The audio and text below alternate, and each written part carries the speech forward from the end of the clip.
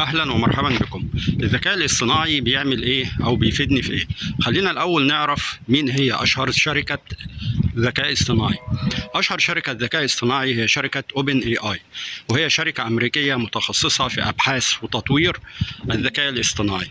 تأسست سنة 2015 في سان فرانسيسكو بمشاركة شخصيات بارزة زي سام ألتمان وإيلون ماسك.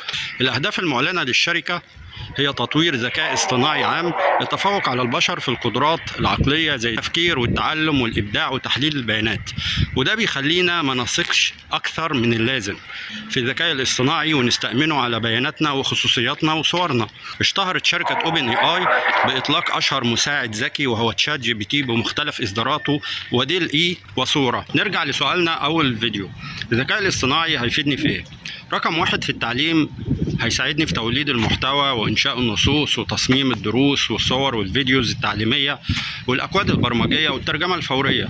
رقم اتنين، في الرعاية الصحية هيفحص الصور الطبية والإشعة ويكتشف الأمراض بسرعة ودقة ويطور أدوية فعالة. رقم ثلاثة، في التجارة والتسويق والاقتصاد هيحلل سلوك المستهلكين ويقترح منتجات وفيديوز ليهم حسب اهتماماتهم وتشغيل المساعد الآلي وروبوتات الرد السريع. رقم أربعة، في النقل هيحسن حركة المرور ويطور سيارات ذاتية القيادة. رقم خمسة، في السايبر سيكيورتي أو الأمن السيبراني هيرصد الأنشطة المشبوهة ويساعد في التصدي الفوري للهجمات الإلكترونية.